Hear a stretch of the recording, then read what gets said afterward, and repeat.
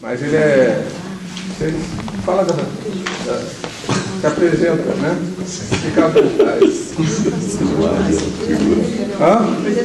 Vou apresentar um pouco o Joaquim. Joaquim, ele fez licenciatura em psicologia e se salvou antes de terminar, né, a psicologia, porque ele partiu para o Japão. E no Japão ele fez mestrado, doutorado em pensamento budista, né, em Abhidharma, Komazawa, né? Komazawa. E morou 18 anos no Japão. Você é monge pela Shin? Sim. É monge dentro do budismo Shin, que é o budismo devocional. Tem uma experiência, né, uma prática bastante grande. E morou 2 anos em Taiwan, como ele diz, ensinando japonês para chinês. Então ele é tradutor, né, dos textos clássicos do chinês, que nem o chinês mais sabe ler, porque, na verdade, 60% da população chinesa é analfabeta, porque é muito difícil, né, o mandarim. Foi havendo simplificações do mandarim.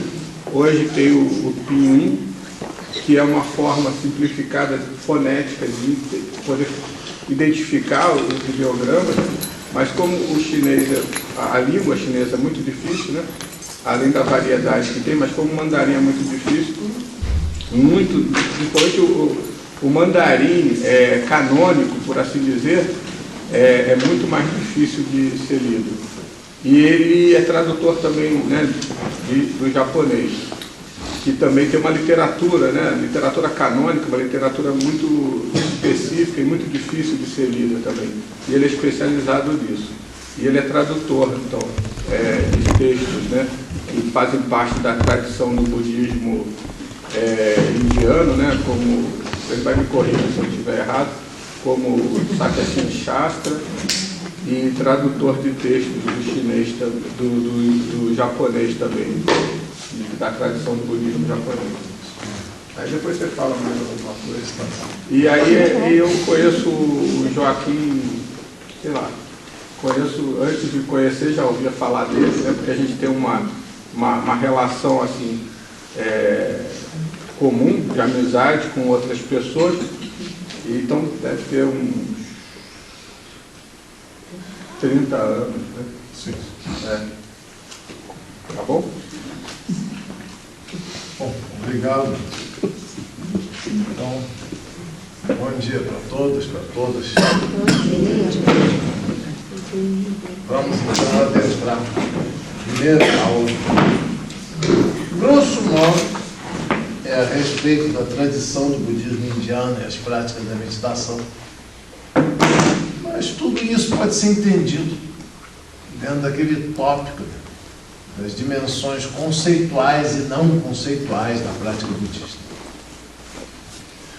Bom, um ponto de partida que eu acho que é importante definir, o primeiro passo sempre é a coisa mais importante. De onde que eu tirei essa expressão dimensões conceituais e não conceituais? Acho que eu já disse antes.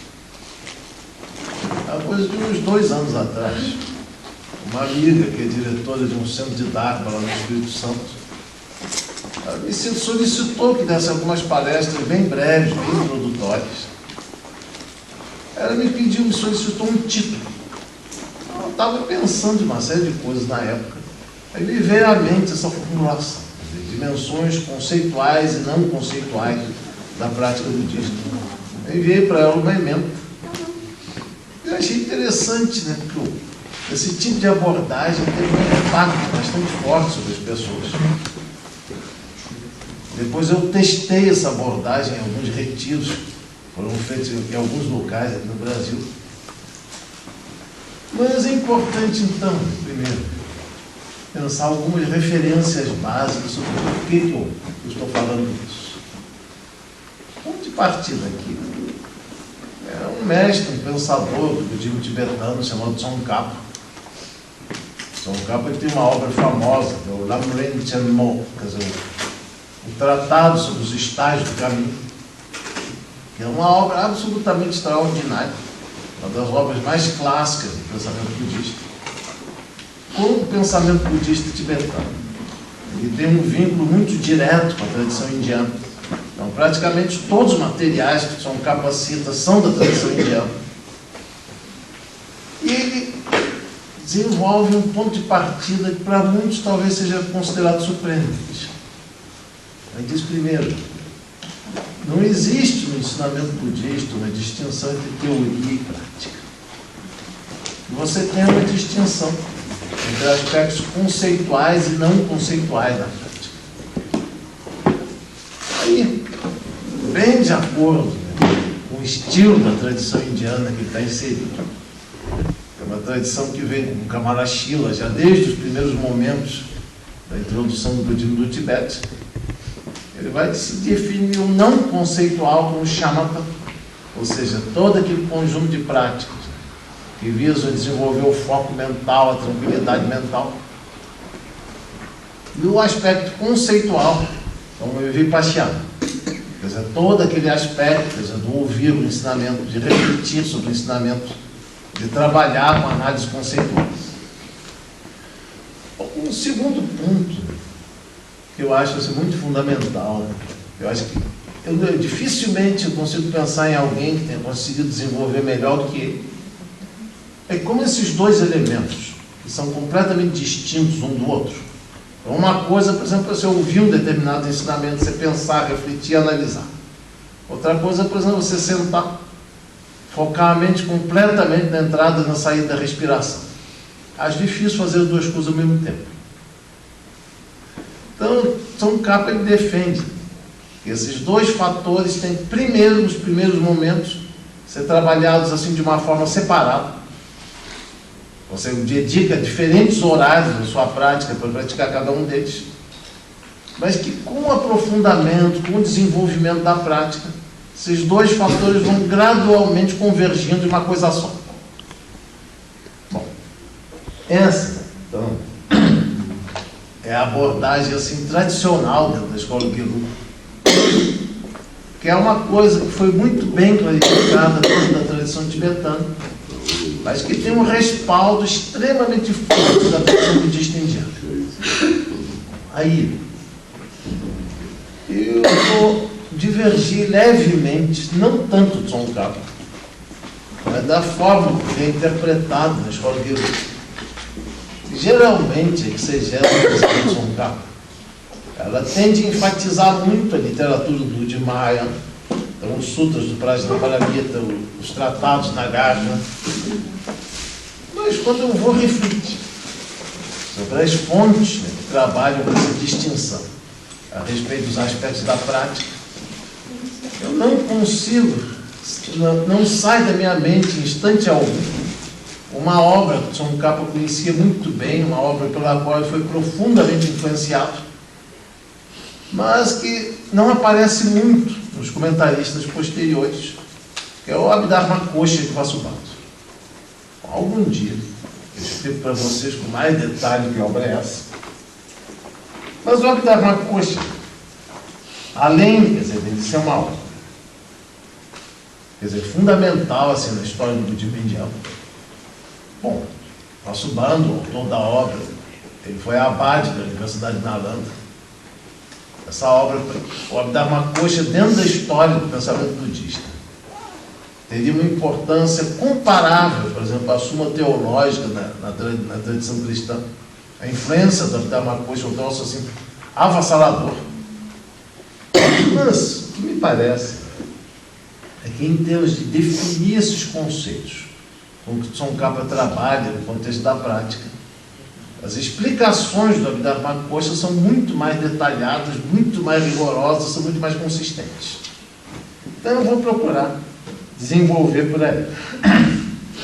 Então, primeiro, isso que eu trabalhei aqui no contexto de Tsongkhapa, de Shamatha Vipassana. Dentro do Abhidharma Kosha vai ser trabalhado nos conceitos de Prajna e de Dhyana. Prajna nós geralmente traduzimos como sabedoria, embora essa seja uma tradução polêmica. Dhyana seria a absorção meditativa. capacidade de desenvolver a absorção meditativa. E esses fatores, eles são definidos de uma forma completamente distinta. Então, primeiro, no Abhidharma Kosha, nós temos no primeiro capítulo, segundo verso, seus comentários do primeiro capítulo, temos a definição genérica de Prajna.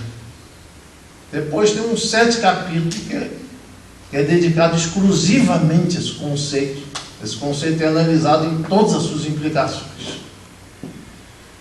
Agora, a primeira coisa que para muitos talvez possa parecer surpreendente, definição de Prajna, Abhidharma Kosha, que aliás é uma definição consensual em toda a tradição do Abhidharma, principalmente no Abhidharma Sarvastivati. Prajna Dharma Pravichaya, ou seja, Prajna significa o discernimento analítico dos dharmas.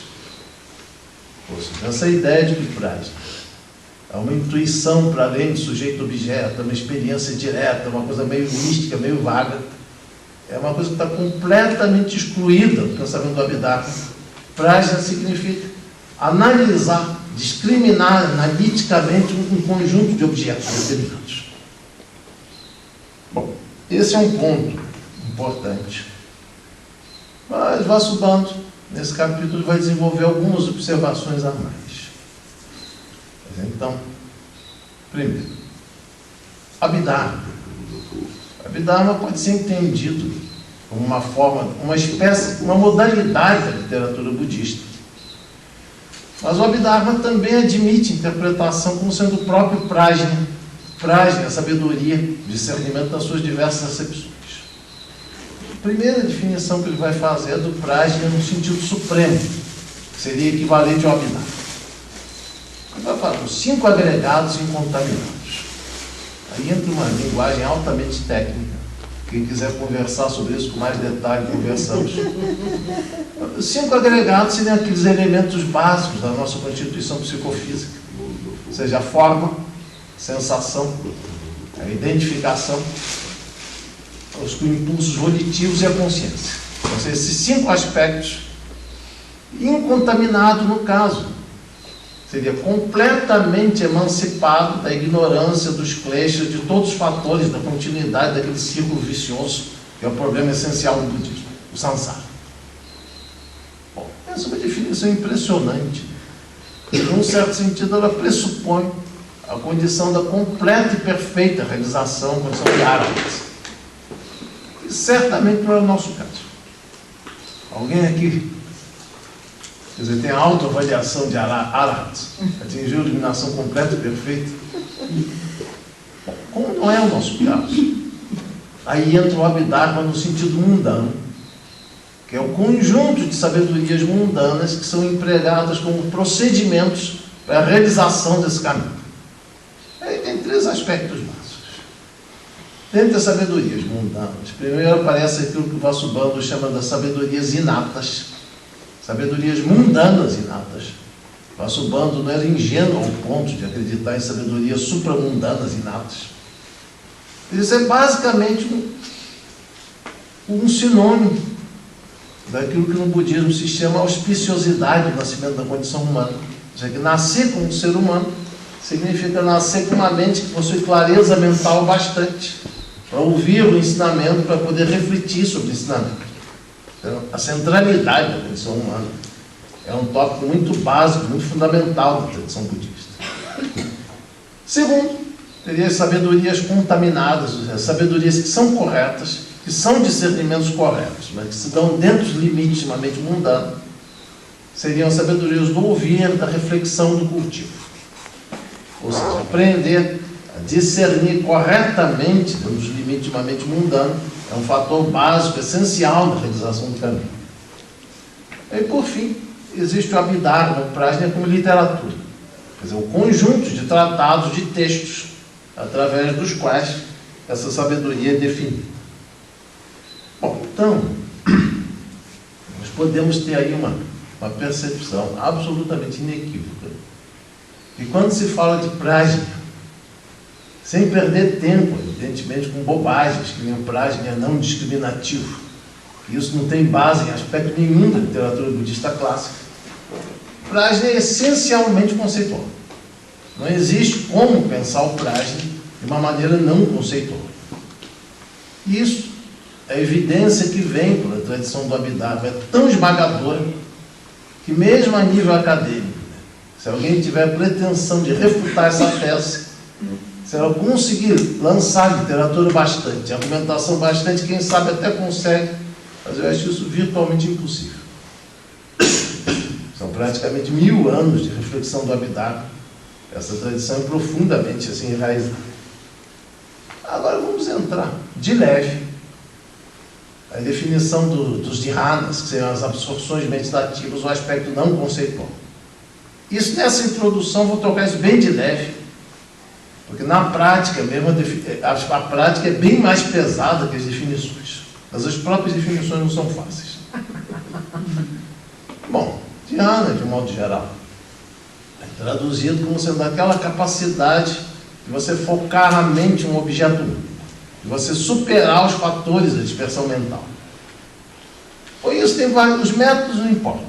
Por exemplo, você, muitas vezes se coloca, por exemplo, a imagem de um Buda, você senta diante daquela imagem e mantém o foco mental completamente na imagem. Ou uma forma de prática muito mais simples, muito mais comum, seria, por exemplo, focar a mente na entrada e na saída da respiração. O Anapanasati clássico é uma forma excelente, quer dizer, de cultivo do dhyana. Agora, os dhyānas, eles possuem uma classificação extremamente complexa. Primeiro teríamos os 4 dhyānas do mundo da forma. Depois os 4 samapatis, absorções do mundo do informe. Bom, já vou advertindo vocês. A minha prática meditativa é extremamente modesta. Mas de tudo quanto eu vivenciei nos últimos 40 anos, eu pelo menos consigo visualizar o que sejam os dhyānas da forma. Quando entra nos samapatis, as absorções do informe, as descrições que aparecem na literatura são tão profundamente abstratas que eu confesso para vocês que eu não tenho a menor ideia de que se trata. Bom, se alguém se voluntariar, no interior da Birmânia, parece que existem excelentes mestres de meditação dhyana. Quem estiver disposto a passar os próximos 40 ou 50 anos para realizar os samapatis, a gente pode até fazer uma vaquinha para mandar a pessoa para a Birmânia nos próximos 50 anos. Bom, mas isso não importa. O que importa? O dhyana, de um modo geral, é definido. Essa absorção mental em um ponto só. E o primeiro dhyana, que é o mais simples, que é o mais fácil de identificar, ele seria marcado pela presença de 5 fatores mentais. A presença vitática seria o direcionamento para um objeto, quer dizer, a percepção dos objetos mentais. Vichara seria uma espécie assim, de uma inquirição sobre um movimento de captação do conteúdo dos objetos. Vitaka, vichara. Depois tem priti e sukha, o sentimento assim, de um relaxamento físico. Depois um sentimento assim, de relaxamento, de bem-estar mental. E por fim, a terminologia varia de tradição para tradição. Mas aí o Pexa, no caso da tradição Sarvastivadin, seria a 6ª consciência, ou seja, a consciência puramente mental, sem referência sensorial, completamente estável dentro de si mesmo. Ou seja, nesse dhyana se pressupõe um grau extremamente elevado de distanciamento em relação à experiência sensorial. Tanto que geralmente se diz que no 4º dhyana a experiência sensorial cessa por completo. Só existe experiência mental. Essas são definições clássicas. Mas eu não vou abordar isso com detalhe, porque a prática tradicional dos dhyanas, ela é extremamente pesada, ela exige um treinamento extremamente intenso. E existem outras alternativas de prática, por exemplo, como os 4 objetos de sati, que são muito mais viáveis no nosso contexto contemporâneo. Bom, fora aqueles ou aquelas afortunadas, né, que estiverem dispostos a passar os próximos 40 ou 50 anos na Birmânia, que é o melhor lugar para praticar essas coisas. Bom, então, acho que já ficou claro que os fatores conceituais e não conceituais são claramente distintos e que eles são definidos com bastante clareza na literatura pertinente. Então, vamos entrar um pouco mais em alguma coisa que eu acho que, pelo menos potencialmente, deve ser de interesse de psicólogos e psicólogos. Uma dessas categorias, que são desses objetos de análise do Abhidharma, está essencialmente ligada à teoria das 6 consciências, ou seja, no budismo mais antigo, que é o tópico dessa palestra. Existe um conceito de 6 consciências. Depois, na escola Yogacara do budismo Mahayana, vai surgir uma teoria de 8 consciências. Mas essas 6 consciências, elas estão basicamente estruturadas em termos de um tópico de análise básico central. Esse é o famoso conceito das 18 esferas. Então, eu vou explicar um pouco esse conceito, que ao mesmo tempo que é um tópico abstrato, que é um tópico de análise, uma vez que ele esteja minimamente claro, se ele seja minimamente compreensível, o potencial que esse conceito tem, né, de potencializar a prática, de aprofundar a prática da meditação, é uma coisa praticamente incomensurável. O que são as 18 esferas?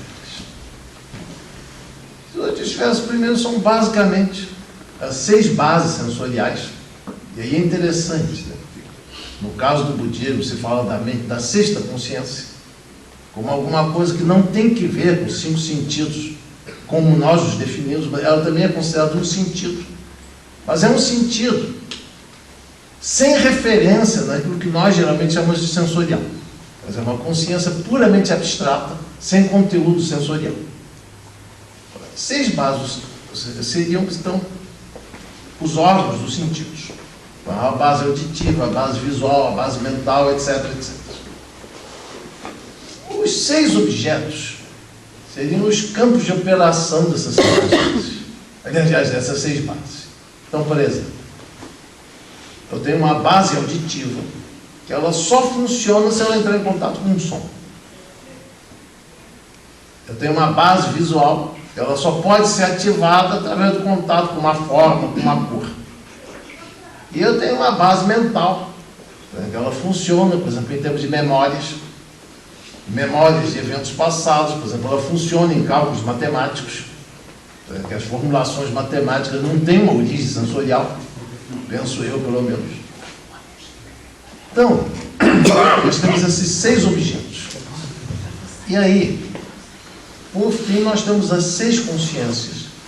Elas necessariamente derivam da interação entre uma base e um objeto específico.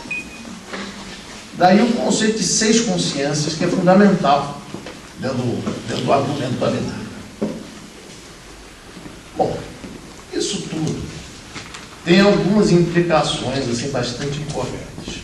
Quando nós falamos de 18 esferas e de 6 consciências.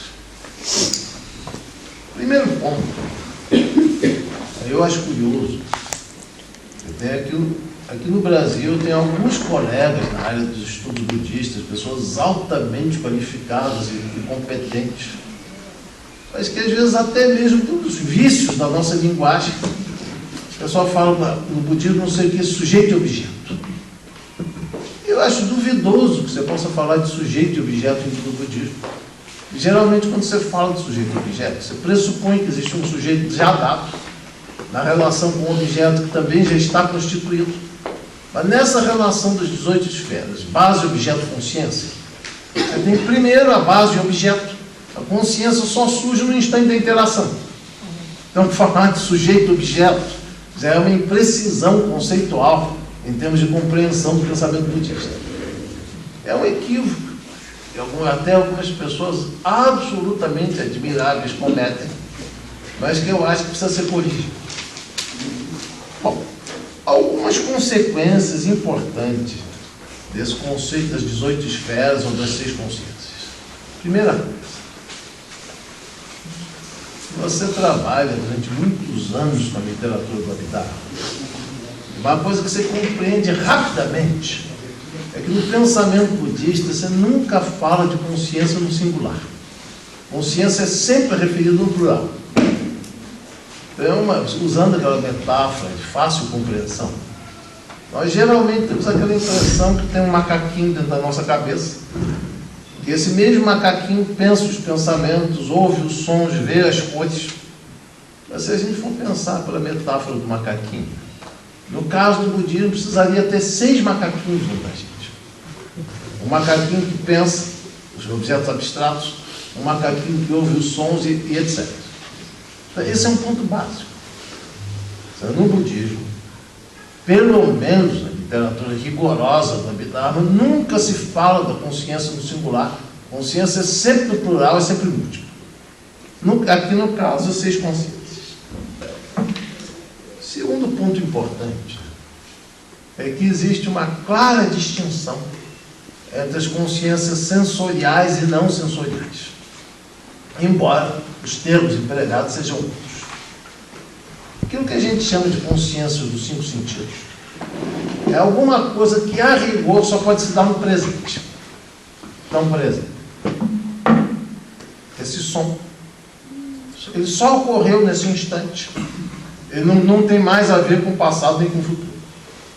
Agora, a representação mental que eu faço desse som, ela pode ser evocada a qualquer instante, mas aí já pertence à 6ª consciência, a consciência abstrata.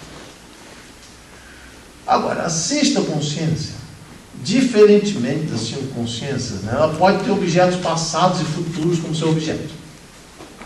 Ela não está presa no instante imediato. Esse é um ponto muito básico, muito fundamental.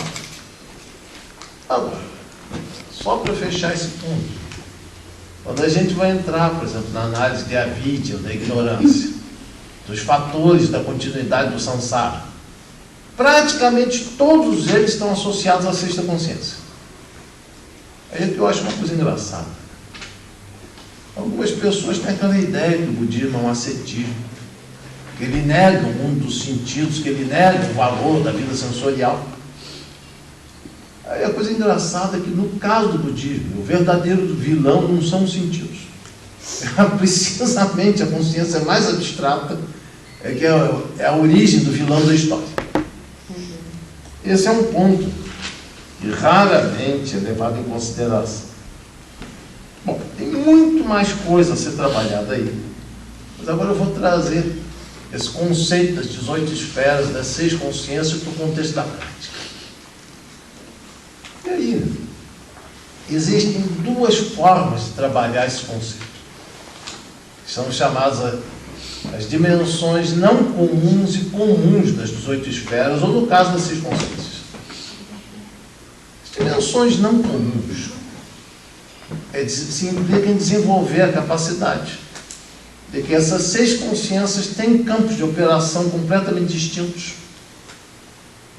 Por exemplo, naquela meditação que é muito empregada também na Birmânia, no sudeste da Ásia, a meditação da rotulagem mental. Então você senta, primeiro você observa a respiração por um tempo, aí quando surge um som, você emite a nota mental, ouvindo. Quando surge um pensamento, pensando. Quando sente, por exemplo, uma cócega, uma dor, qualquer coisa, sentindo. E etc. Se você pratica a meditação de rotulagem mental, dentro desse tópico, de você identificar os aspectos não comuns das 6 consciências, você desenvolve um nível de acuidade, de percepção, né, absolutamente inacreditável.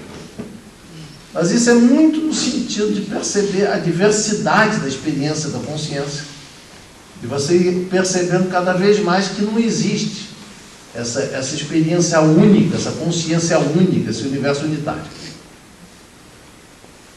Segundo ponto, aí nós já entramos numa questão que é exclusivamente budista. É que nós estamos discutindo a interação entre a psicologia e o budismo. Não estamos tratando diretamente do budismo, como se fosse alguma coisa de auto-evidente. Ninguém é obrigado a concordar nesse sentido. Mas a análise dos aspectos comuns das 18 esferas implica na análise da impermanência, da insatisfatoriedade e do vazio de Atman das 18 esferas. No caso do budismo, existe aquele conceito pan-indiano do Atman, quer dizer, alguma coisa que é uma existência eterna, algo que não surge, não desaparece, que não nasce, que não morre. E para o pensamento budista, o átomo é essencialmente o produto de uma falsa cognição, de um discernimento incorreto. Ou seja, a crença no átomo, em última instância, que nos escraviza, nos prende ao círculo vicioso do samsara. Dentro desse conceito das 18 esferas, geralmente se pensa que a totalidade daquilo que nós podemos experienciar, a totalidade da nossa experiência possível, enquanto nós mesmos, enquanto o mundo, ela está incluída em algum lugar das 18 esferas. Bom, se cada uma das 18 esferas é devidamente observada, é impermanente, é insatisfatória, então ela não pode se constituir como um átomo.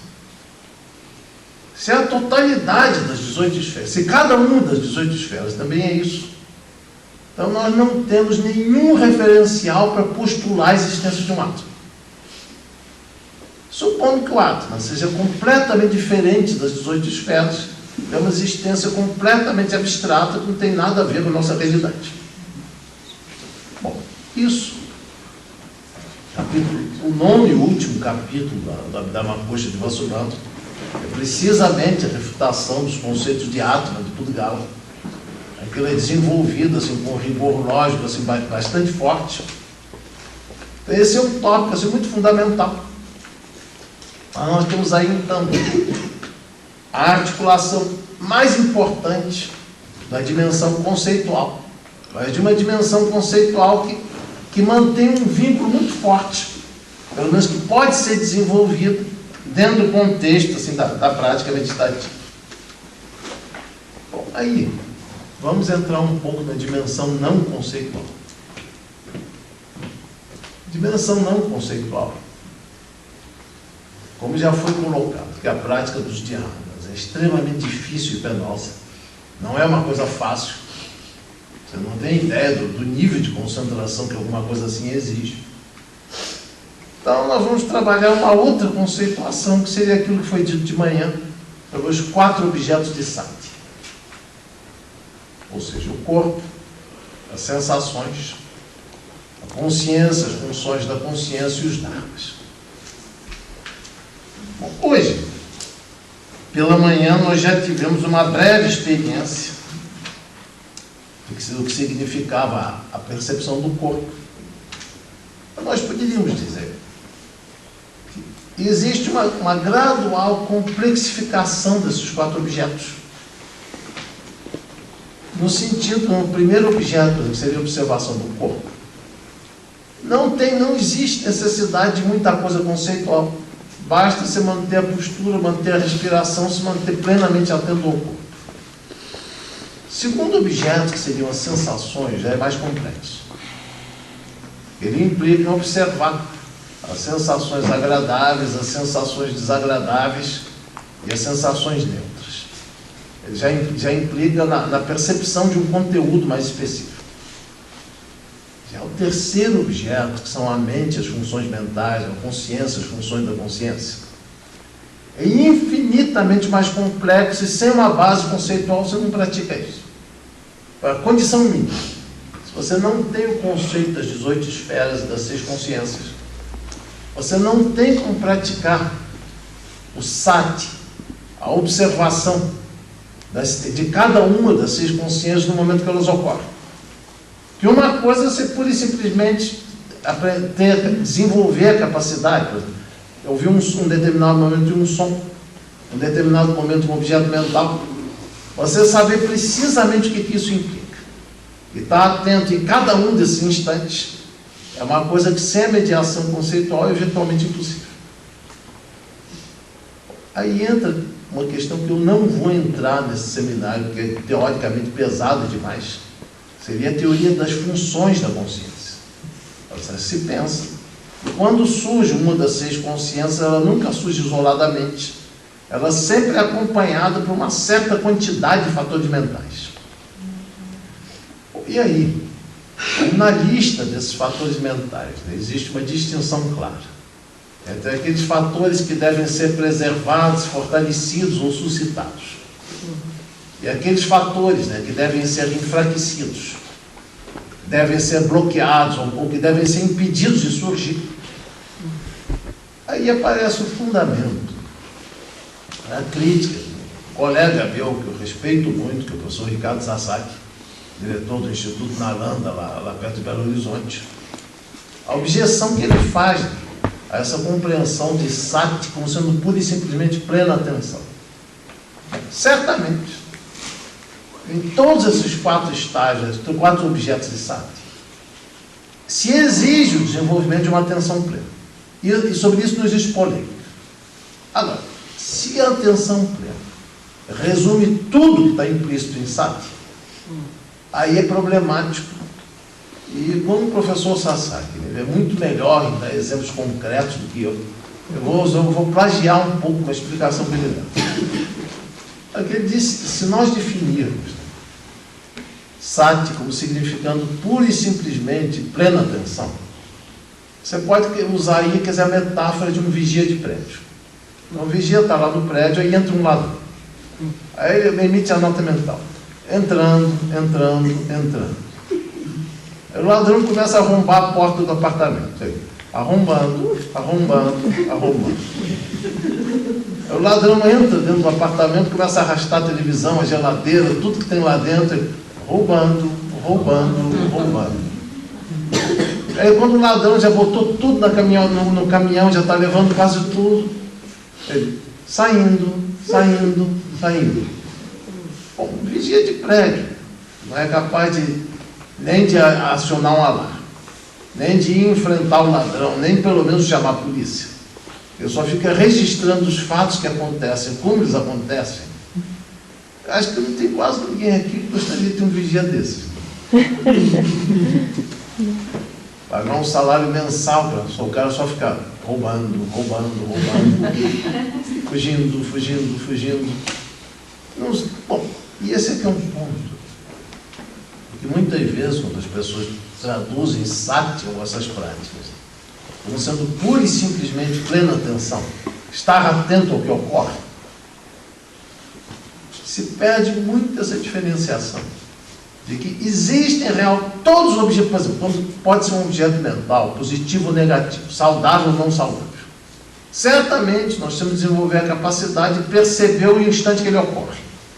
Isso é claro.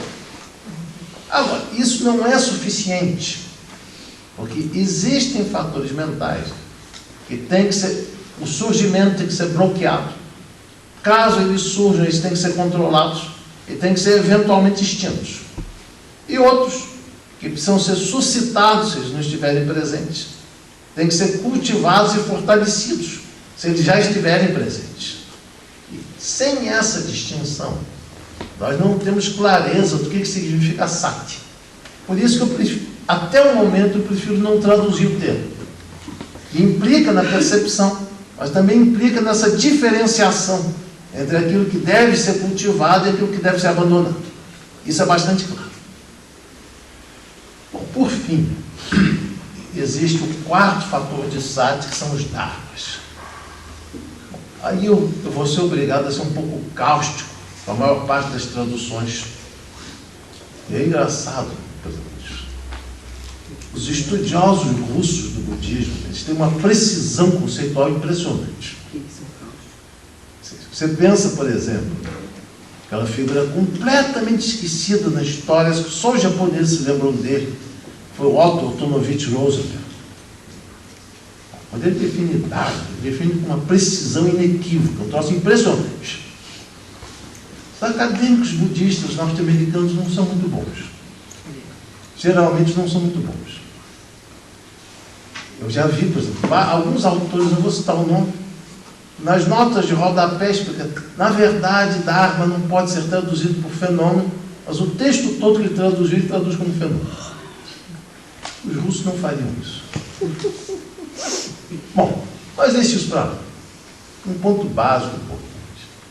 Eu não vou ensinar isso aqui, porque é um tópico dificílimo. Traduzir Dharma por fenômeno é uma completa bobagem. Dharma são objetos de análise de um caráter muito específico que define a própria estrutura da filosofia budista.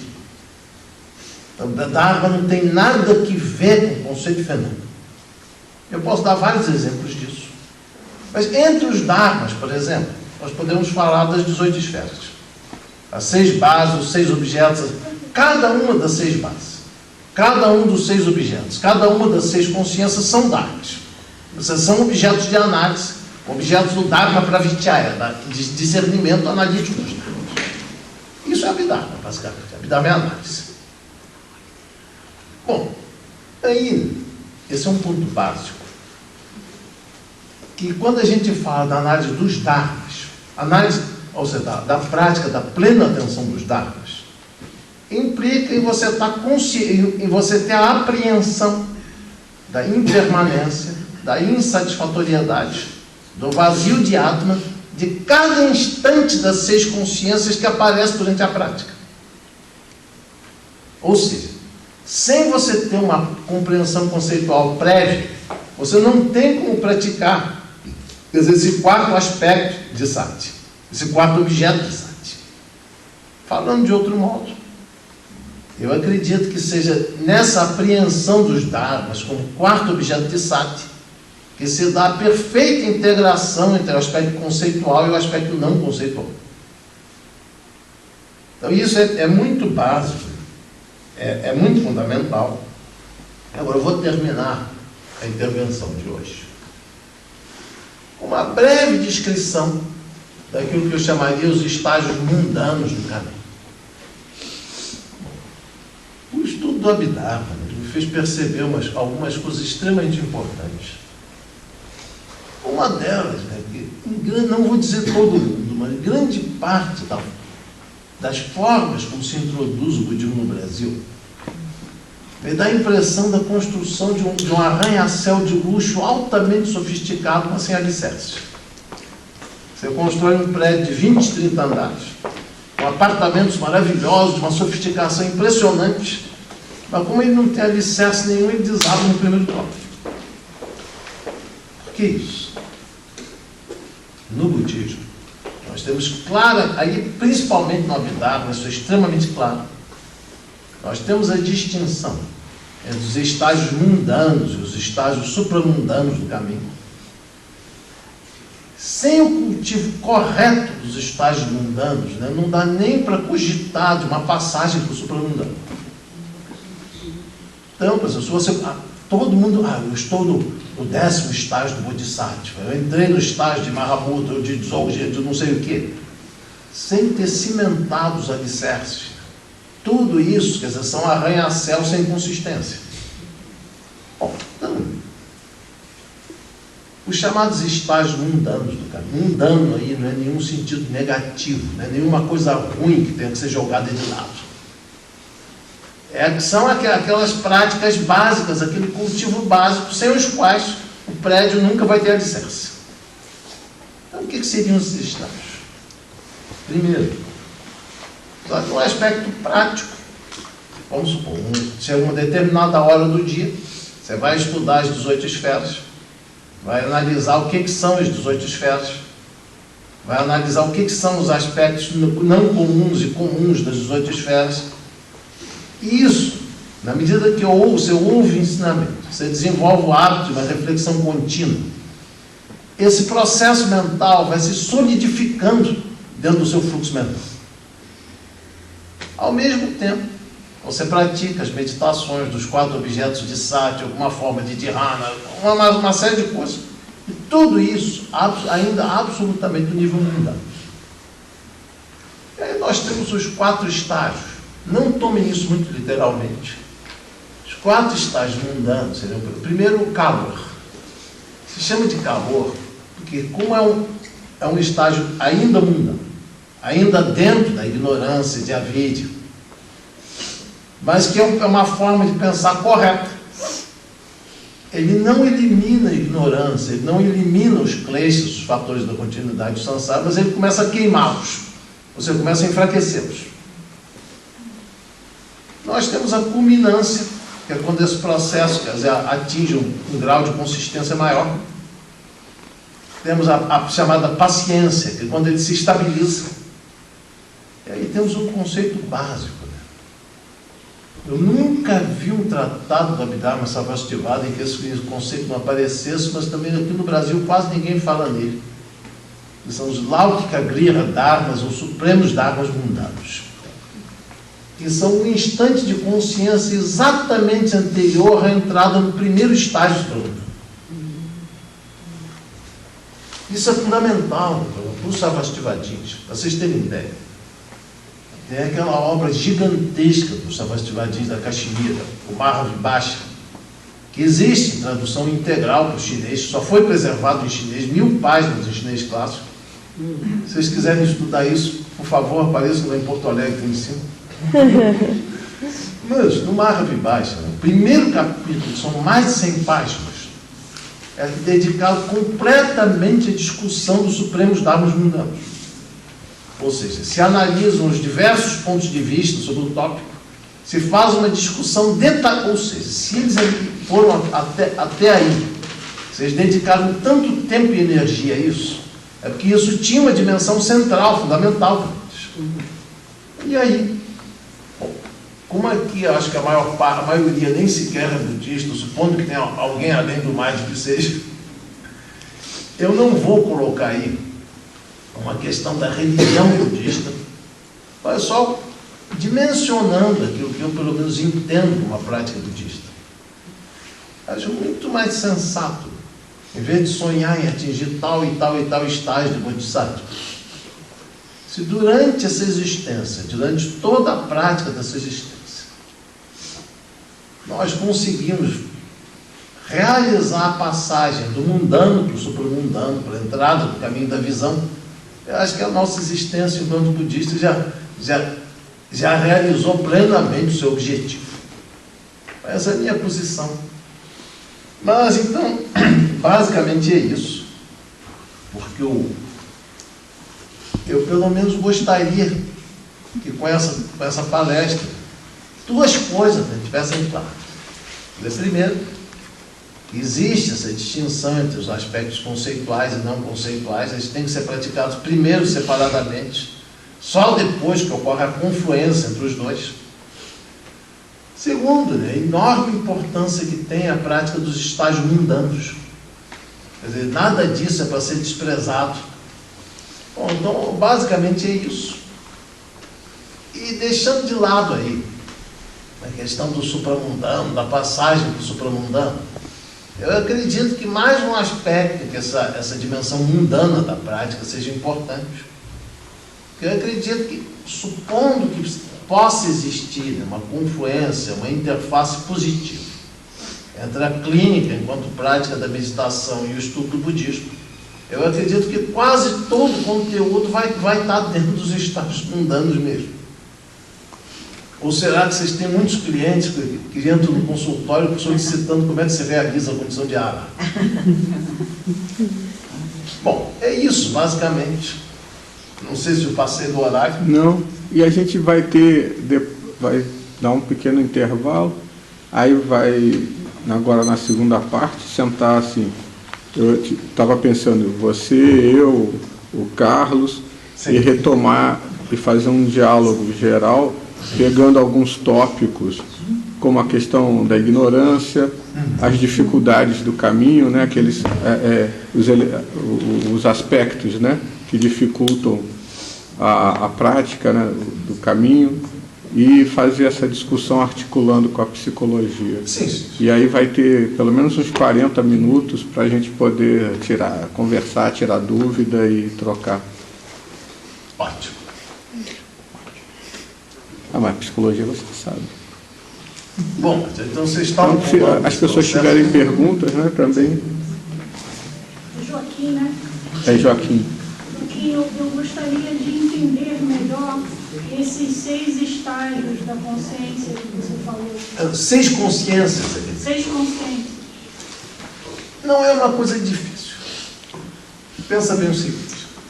Se você supõe que existem as 18 esferas, então, você tem 6 bases sensoriais. Vamos supor. O ouvido é distinto do olho. Tá certo? E se você tem os 6 objetos sensoriais? Então, qual é o objeto do órgão da audição. Sons. Então, vamos supor. No instante em que ocorre o contato entre o órgão da audição e um som, você tem uma consciência auditiva. No momento que ocorre o contato, por exemplo, entre a base visual e uma forma, uma cor, surge uma consciência visual. No momento, por exemplo, que você está pensando numa fórmula matemática, aí surge uma consciência mental. Ou seja, cada uma dessas 6 consciências, ela surge da interação entre uma base e um objeto determinado. Ela tem um campo de operação determinado. Isso está claro? Essa é a principal razão. Aliás, eu acho uma coisa engraçadíssima. Ontem mesmo, naquele trecho do mestre Dogen, que o Volney trouxe, o brasileiro tem uma tendência enorme de estar, e ele realizou a unidade. Em japonês, o que Dogen fez, Jiku asururu to yukoto wa banpo ni terasaruru nari.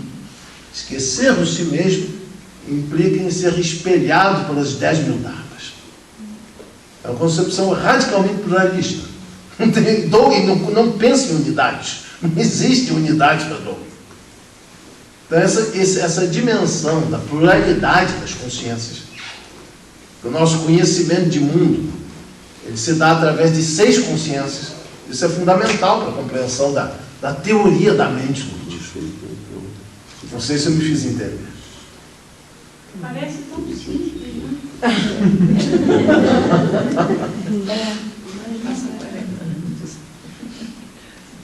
Sim. Eu ainda estou presa na matemática bem ralé.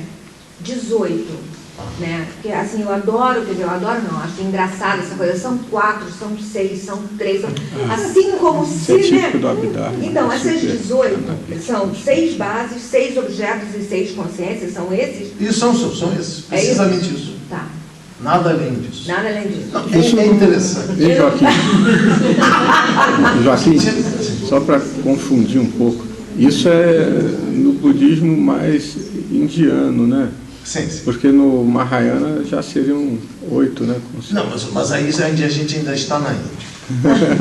Fica na Não, na escola Yogacara do Mahayana, você tem a teoria das 8 consciências. Agora, curiosamente, aí precisamente, quando você sai da Índia, quando a escola Yogacara é introduzida na China, os chineses começaram a inventar uma 9ª, uma 10ª, uma 11ª, vai aumentando, vai acrescentando consciências. Mas isso não é um papo muito consequente. Eles tinham boas razões para delimitar como 8. Mas fala. É porque assim, e é o que você diz, aí vai daqui para lá, os 6 passaram para 8. Quer dizer, na verdade isso se multiplica, isso sempre agrega, porque o processo de análise, ele vai explicitando essa multiplicidade ao invés de reduzindo a 1. Tá. Então, diversificar ad infinitum também não faz sentido. Aí, pensa bem uma coisa, essa questão, dentro do ensinamento budista, o uso das enumerações é muito frequente. Então, por exemplo, as 4 nobres verdades, as 5 forças, as 5 faculdades.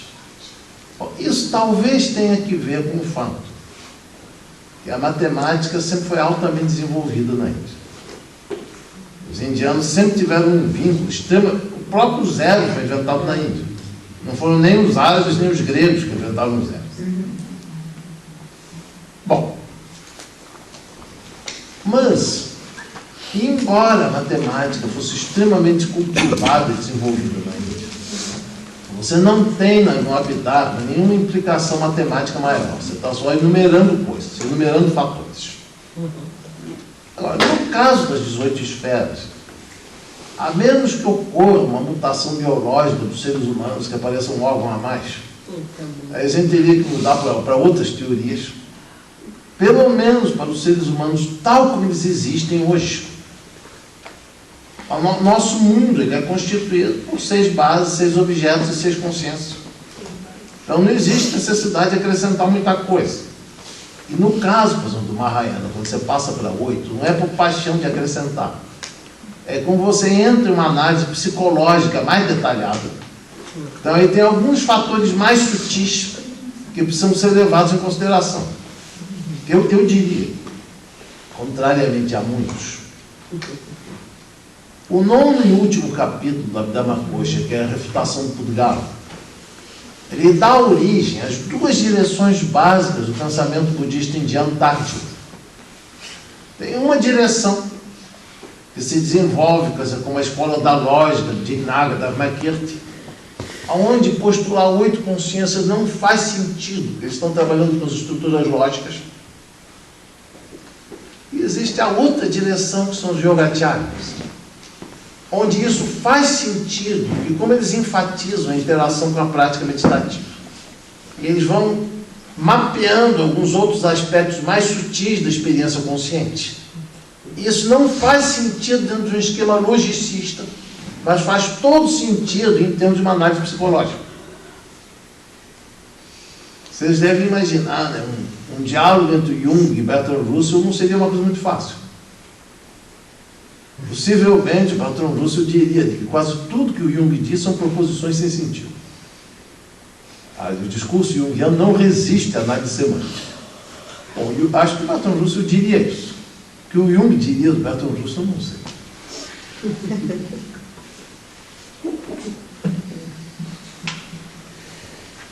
Mais alguma questão?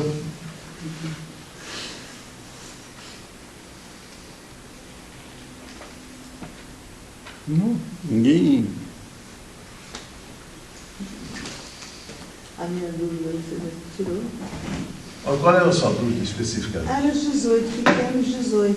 Porque eu também não sou muito boa para números, não, né? Então é como se não gravasse, tá? Então, você fala 18 esferas, né? Sim. Aí eu assim, será que ele falou antes de eu chegar? Eu não sei o que é. Aí, mas você falou que eram 3 aí depois eu vou estudar melhor, depois ele vai me dar a gravação, porque eu aprendo através da repetição. Então, para eu aprender alguma coisa, eu tenho que repetir mesmo. Escutar. Não, isso é importante. O processo do ouvir é muito enfatizado no budismo. Agora, talvez o ponto mais importante nessa questão das 18 esferas é que, ao mesmo tempo que é um conceito extremamente abstrato, é um conceito chave nessa confluência da dimensão conceitual e a não conceitual. Então, por exemplo, se você pega os textos, o que são as 6 bases, o que são os 6 objetos, o que são as 6 consciências, você aprende isso conceitualmente. Se você vai desenvolvendo a análise desse conceito, a compreensão vai se tornando cada vez mais profunda. Por exemplo, se você pratica a meditação da rotulagem mental, se você tem esse conceito já claro, então você começa a sentar, pensando, ouvindo, sentindo. Isso é facilmente instrumentalizável com uma prática não conceitual. É uma das razões porque eu enfatizo esse conceito. Por exemplo, outros conceitos, como os 5 agregados, as 12 entradas, são muito importantes enquanto objetos de análise, mas eu acho eles muito mais difíceis de empregar na meditação. Ou na prática não conceitual. Eu fiquei bem animada de testar isso aí. Da Birmana. Não. Nós já temos a nossa... Não, de testar assim, de experimentar essa coisa, né, ouvindo. Tá? Bom, Notação mas a mental. gente pode ter um tempo só, depois que a gente terminar os 4 objetos, a gente pode tirar um horário de meditação só para fazer isso. Fazer a notação mental. Uma dúvida aqui, com tudo que você tem falado aí, né, a gente fica muito... não sei se eu poderia falar de uma maneira, mas a gente fica restrito às questões de percepção, né, do que está acontecendo ao entorno, nas relações com os outros, etc. E aí, eu estou me questionando aqui nas questões que passam a essas percepções, né, as questões espirituais. O que o budismo traz das questões espirituais, né, que está fora dessa consciência, dessa matéria e tal, para a gente poder somar com a psicologia analítica, enfim, só para poder ter uma ideia, né, do que o budismo fala do espírito, tá? E tentar fazer uma confusão, uma farofa disso aí. O conceito de espírito não é muito claro nesse sentido. Mas o que a gente pode dizer é o seguinte: eu evitei colocar algumas questões mais sutis ou mais complexas. Porque hoje a nossa palestra é introdutória, tem um caráter basicamente introdutório. Mas eu acredito que o ponto principal, nós não estamos, quando a gente fala da questão das 18 esferas, do trabalho das 18 esferas, nós não estamos nos referindo a uma pura e simples observação do dado. Isso eu queria que ficasse claro. Conceito, por exemplo, você pega o conceito do samsara, do círculo vicioso, eu traduzo como devir ciclo. Samsara, devir ciclo, é estruturado em função de uma função mental específica que é a avidya, ou falso discernimento. A avidya, a avidya é uma espécie de um a priori. Você nunca tem a avidya como uma experiência dentro do seu fluxo mental. A avidya é um sentido de um transcendente, de um a priori. A única diferença, e é central, quando eu discuto isso com os filósofos, realmente eles ficam furiosos, mas é verdade. A grande diferença entre a avidya e os a priori da filosofia ocidental é que a avidya pode ser extinta, pode ser eliminada. Por exemplo, os a priori kantianos não podem ser mudados. Mas a avidya é alguma coisa que não está dada na experiência direta. É alguma coisa que só é acessável de uma forma indireta, mas ela pode ser extinta através do discernimento correto. Bom, a escola Yogacara, tal das 8 consciências, ela vai desenvolver isso com muito mais detalhe. Agora, veja bem, existe um ponto aí importante. Vamos supor os chamados 3 venenos do budismo, para colocar a questão em termos mais fáceis: o ódio, a cobiça e a ignorância. Ignorância é a avidya. Nós temos a experiência, por exemplo, concreta do ódio enquanto um evento do nosso fluxo de consciência. Aliás, acho que esse evento mental está muito na moda no Brasil hoje em dia. Nós temos a experiência da cobiça.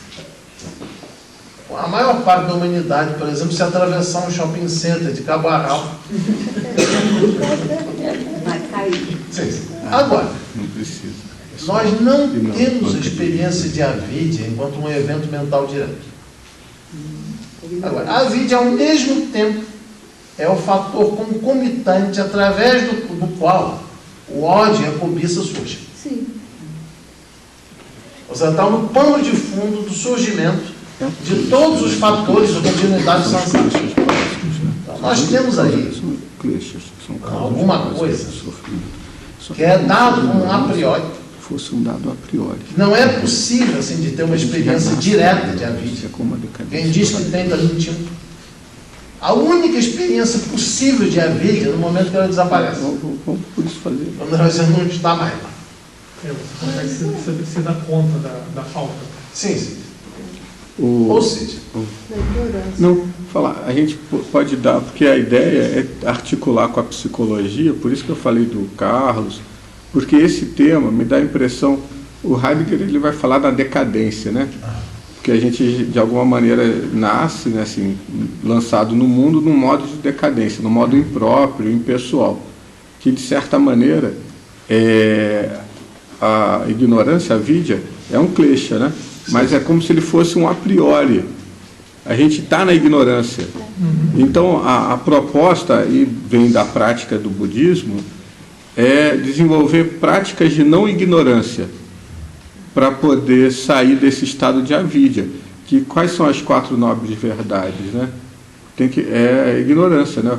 Parte dela. A origem. É a origem. A verdade da origem. Que tem que partir daí. Primeiro você tem que reconhecer que você ignora. É o primeiro dado. para que você possa sair da ignorância. E já reconhecer que você ignora é quebrar um padrão de condicionamento rígido que a gente é submetido a isso. E é um esforço, né, que de alguma maneira necessita de calor, né? Isso. Necessita, o Jung ele vai falar que necessita de tapas, né? Ele pegando esse termo lá do hinduísmo. Você tem que ter concentração, tem que ter contenção para sair do modo de ignorância, porque tapa seria isso, contenção. Mas é um dado a priori, é quase, como ele é a priori, a gente é ignorante da nossa ignorância. Por isso que a gente só sai da ignorância, né, na maior parte das vezes, com um choque, com um grande choque, né? Seria por aí, né? Sim, não, e aí? Eu não vou entrar em detalhes, mas dentro da história do pensamento budista, você tem dois aspectos da ignorância que foram trabalhados separadamente. Dentro daquele capítulo sobre a ignorância do Satyasiddha Sastra, fica extremamente claro um dos aspectos que a ignorância é uma percepção de autoidentidade linguisticamente estruturada. Então, existe um lado que você pode associar, por exemplo, com a queda heideggeriana, no sentido que a ignorância, pelo menos em um dos seus aspectos, ela é linguisticamente estruturada. Agora, o ponto polêmico é que os yogacharyas, ou seja, a turma das 8 consciências, eles aceitam isso perfeitamente, mas eles defendem que também existe um aspecto inerente à própria consciência que é pré-linguístico. Que seria ontológico.